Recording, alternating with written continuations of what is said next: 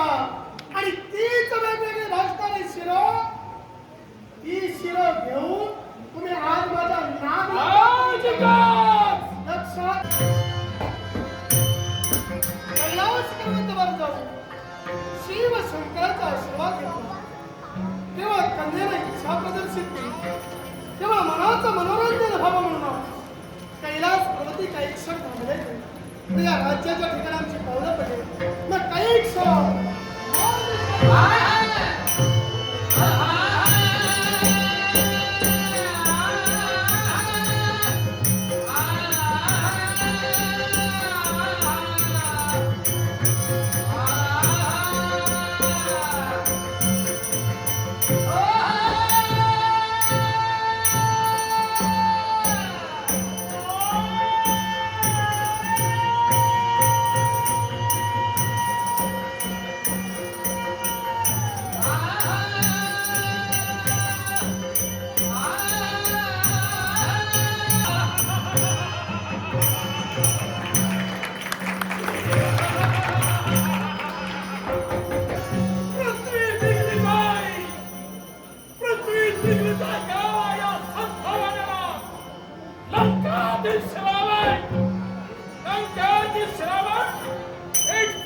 स्वतःची पावलं उचलण्यासाठी पाहतोय.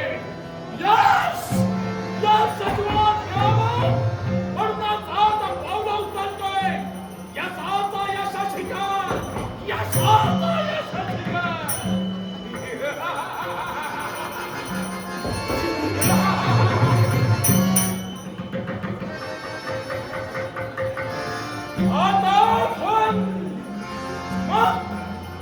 आपण आल्याची जाणीव आतातील नागराज यांना करून द्यावी हे योग्य. नागराज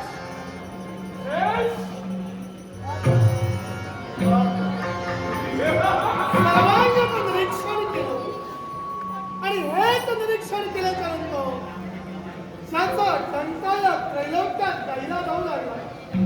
शिव शंकरांचा एकनिष्ठ भक्त लंकाधीश रावण आपल्याला सोरी करण्यासाठी संप्रत उभा आहे.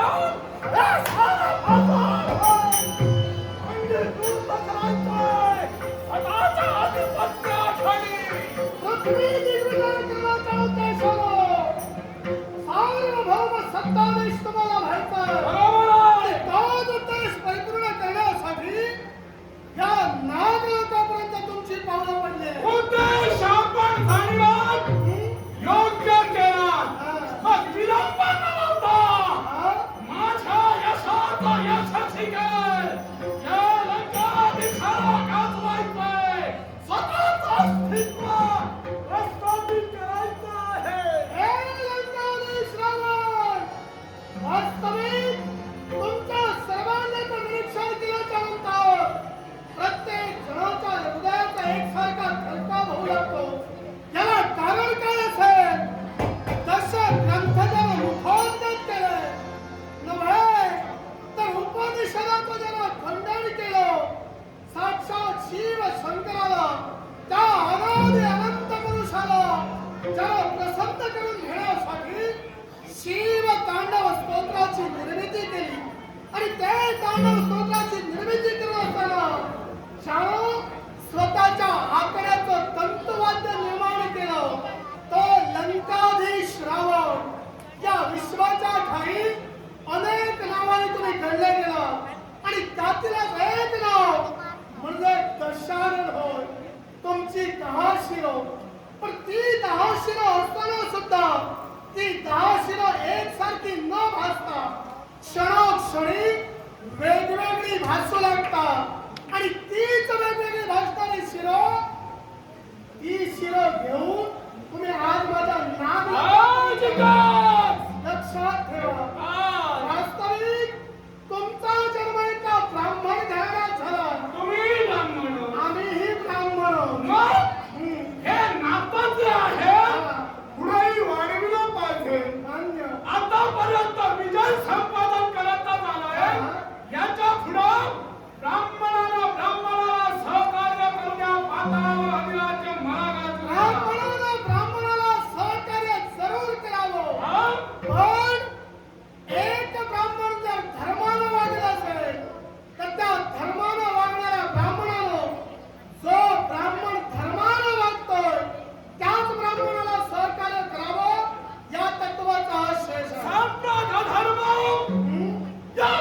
ज्याच्या ठिकाणी पृथ्वी दिग्विजय करण्यासाठी लंकाधीश रावण पावलं उचलतोय, या अधर्माचा काय माझा दिसतोय तुला? मुळात काय? रावण म्हणजे अधर्म होय. ज्याला अधर्म आपल्या समवेत घेऊन चालला बरोबर. तो हा लंकाधीश रावण होय. बरोबर आता वाटलं. असं जीवनात पावलोपावली तुम्ही अधर्मच करत आलात आणि म्हणूनच मी तुम्हाला अधर्मी म्हटलेलं आहे. धर्म सांग अथवा अधर्म सांग, या गोष्टीचा विचार या लंकाधीशाला जीवनात केलाच नाहीये. जिथं ब्राह्मणाची वाणी ही सत्य ठरली जाते, तिथं माझ्यासारख्याला स्वतःच्या जीवनात वर्तणूक काय म्हणून बदलावी? आणि म्हणूनच लंकाधीश रावण काय? मी तुम्हाला अधर्मी म्हणतो याला सुद्धा कारण आहे. अधर्म. सहज मुखातून शब्द तुमच्या बाहेर पडले.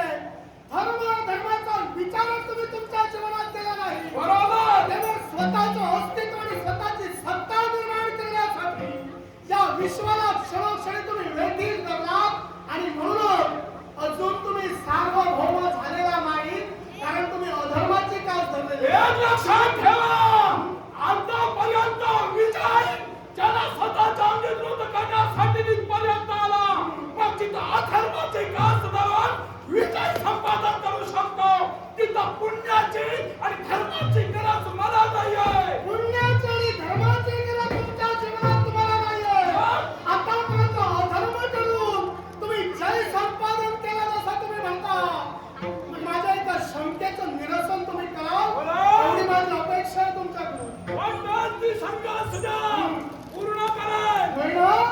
मग मला सांगा हो, सार्वभौमत्व निर्माण करण्यासाठी हा. त्या विश्वाच्या ठाई प्रत्येक राजकर्त्यावर विजय मिळवण्यासाठी तुम्ही पावलं उचलता. बरोबर.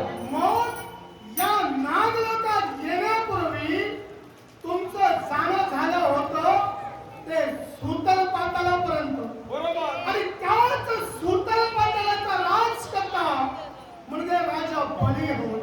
मग मला सांगा, त्या बलीवर मात तुम्ही करू शकलात का?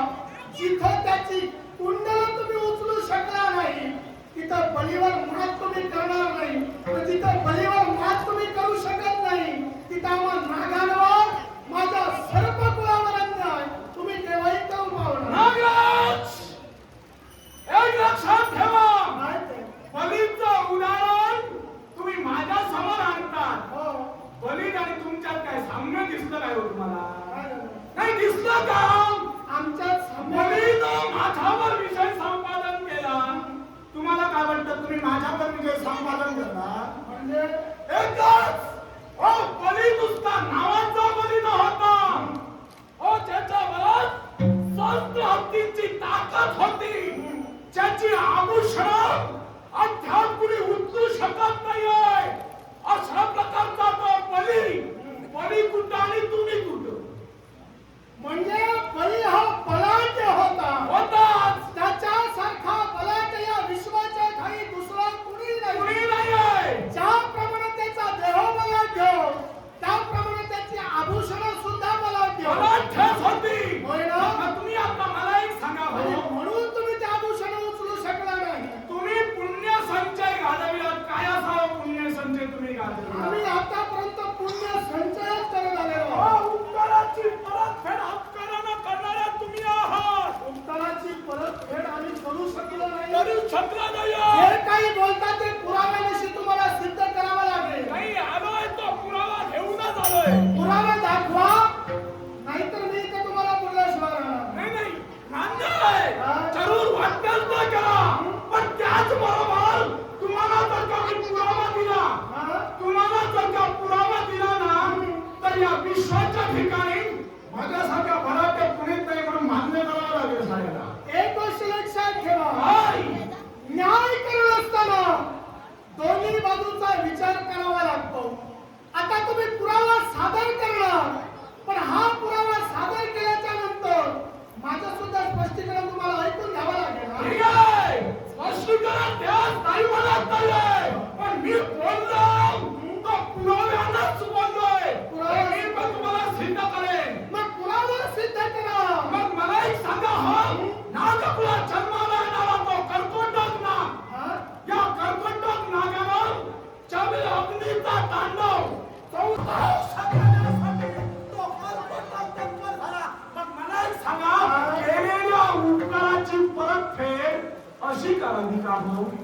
म्हणून नलराजाच्या बाबतीत नागराज कर्कटकानं जे काही केलं आणि त्यामुळं तुम्ही समस्त सर्पजातीला दूषण देता. मला आम्ही उपकार जाणत नाही. नाही, तुम्ही जाणणारच नाही आहात. आम्ही उपकार जाणलेले होते. हो, ज्या नागराज कर्कटकानं नलराजाला दंश केला याला सुद्धा कारण होतं आणि त्या कारणासाठी नलराजाला दंश कर्कटकानं केलेला काय होता. असं कारण होतं? काय कारण काय होतं? कारण काय होतं आज का कारण होतं ना? स्पष्ट करून देणार आहे तुम्हाला. त्या स्पष्ट करून शब्दान शब्द स्पष्ट करून. कलीचा प्रभाव हा? राजा नल आणि त्याची महाराणी म्हणजे दमयंती यांच्या राज्यावर धावू लागला आणि केवळ कलीचा प्रभाव झाल्याच्या नंतर त्यांचं राज्य त्यांच्यापासून दुरापास्त झालं. वणवण भटकत असताना एका जंगलाला लागलेला तो वणवा आणि त्या वणव्यात नागराज कर्कटक होरपळत असताना नलराजानं केवळ त्यांच्या प्राणाचं संरक्षण केलं. पण हे संरक्षण केल्याच्या नंतर क्षणार्धात नागराज कर्कटकानं राजा नल याच्या देहाचा चावा घेतला म्हणजे त्याला दंश केला. आता दंश केला याला सुद्धा कारण काय आहे ते तुम्हाला स्पष्ट करून देतो. काय? ज्या राजाच्या बाबतीत कलीचा प्रवाह वाढलेला होता आणि तो कली प्रवाह वाढल्यामुळं राज्यापासून दुरापास्त झालेला राजा त्या राजाला पुनश्च राज्य प्राप्त करून देण्यासाठी त्याच्या रूपात बदल होणं गरजेचं होतं आणि तो रूपात बदल करण्यासाठी नागराज कर्कटकानं राजा नलाला दंश केलेला होता. दंश केल्याच्या नंतर धर्मानुसार आणि शास्त्रानुसार राजा नल याला त्याचं राज्य बहाल करण्यात आलेलं होतं. मग मला सांगा, नागराज कर्कटकानं नलराजाला दंश करून पुण्य केलं की पाप केलं? हे लक्षात ठेवा, पुण्य हे नाही मला तर वाटत नाहीये. त्याच्या प्रारब्धात ज्याप्रमाणे रेखाटलं गेलं होतं त्याप्रमाणे ते घडलंय. मी नाही म्हणत नाहीये, पण कारण कर्कटकानं त्या क्षणाला आपल्यावर उपकार केले. त्या उपकाराची जाणीव ठेवायला नको होती. म्हणजे आपण कुकर्म का करावं? कुकर्म करण्याचा प्रश्नच उद्भवत नव्हता. मी तेच म्हणतोय, उपकार नलराजानं केलेलेच होते. अर्थात जिथं पूर्वसंचिताचा प्रश्न उद्भवला, पूर्वसंचित म्हटल्याच्या नंतर साक्षात परमेश्वर नशीब लिहितो. पण त्या नशिबावर मात करणं सामान्य माणसाला शक्य आहे का? आणि त्याच नशिबावर म्हणताय बलीवर मात करणं सामान्यांना साध्य होणारच नव्हतं. म्हणूनच त्या क्षणी अपयश हे माझ्या जीवनात मला प्राप्त झालंय. आता तुम्हाला जमलं नाही ते तुम्ही सांगा. आणि त्यामुळे दोष नशिबाला देऊ नका. काय केलं? नाही, कर्कटकानं केलं ते काय केलं मग? काय केलं? त्याचं नशीब धर्मच केलं, धर्मच करण्यात नाही, आलं. त्याच नव्हे. मी ठामपणे सांगतोय त्यानं धर्मच केलेला होता आणि त्या धर्माचा विजय त्या विश्वाला त्यानं मान्य करायला लावलेला होता आणि विश्वानं तो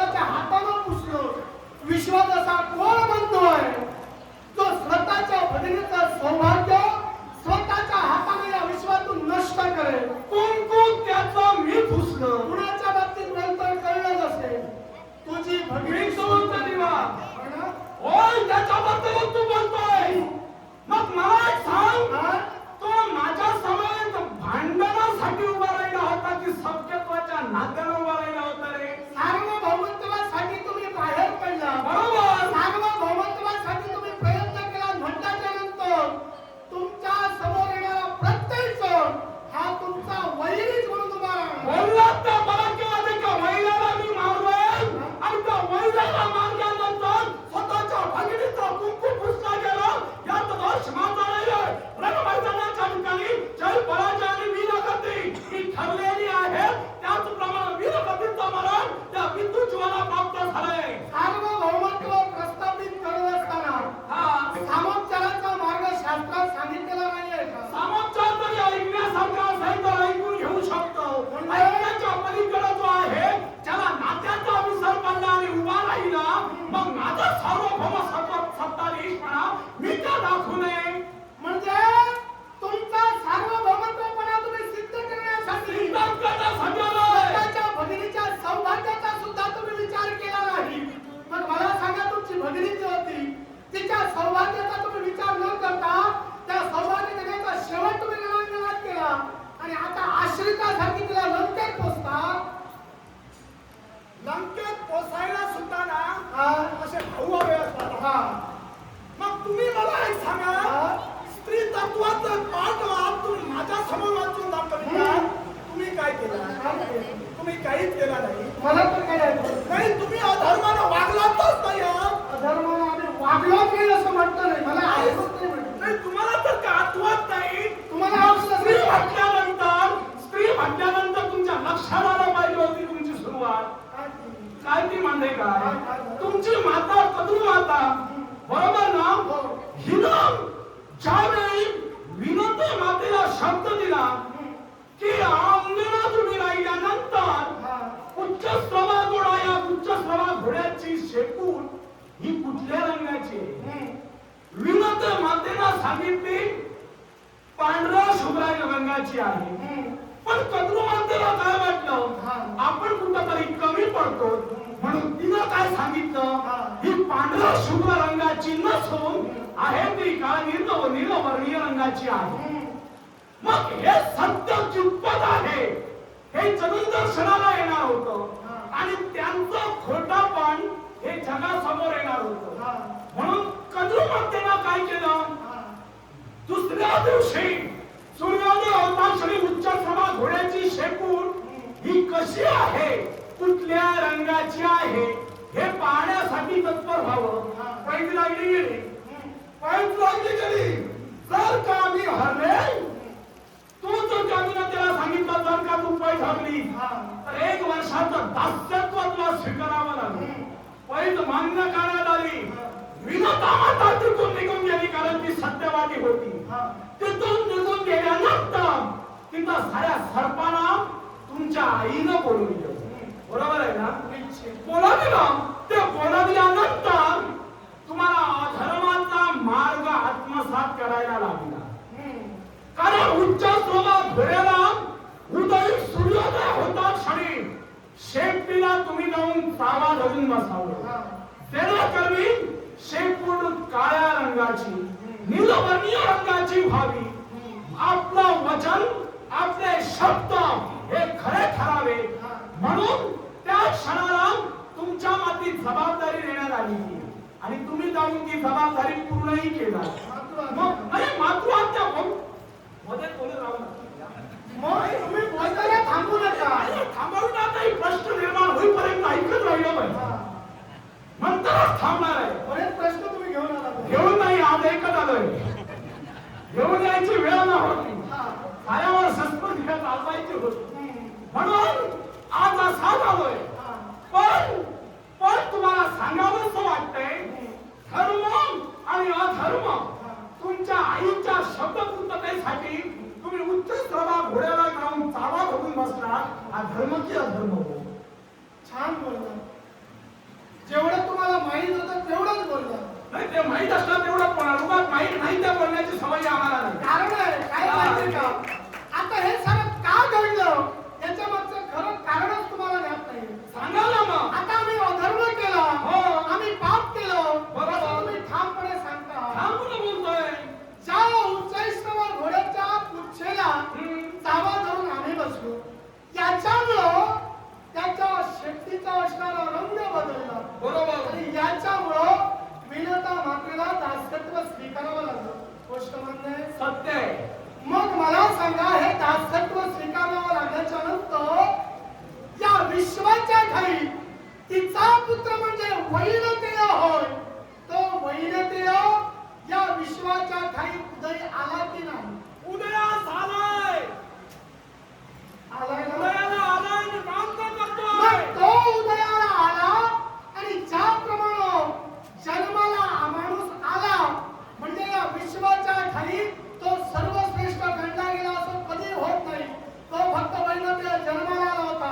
त्याचे पराक्रम, त्याचं अस्तित्व नव्हे, त्यानंच नव्हे तर नव्हे या विश्वानं मान्य करावं म्हणून केवळ बंधू या नात्याने आम्ही हे सारं घडवलं गेलो. त्याच्या पुढे काय घडलं? देव आणि वैनतेयाचा संग्राम घडला गेला आणि अखेरचा संग्राम महाविष्णू समवेत त्याचा घडला. बरोबर. आणि त्या संग्रामात देवाचं दासत्व त्यानं स्वीकारलं. देवाचं वाहन म्हणून तो राहिला. आणि याच्यामुळे घडलं काय? विश्वाच्या ठाई तो निदर्शनास आला. मग त्याला निदर्शनाला आणून आम्ही अधर्म केला असं म्हणायचंय का तुम्हाला? एकदम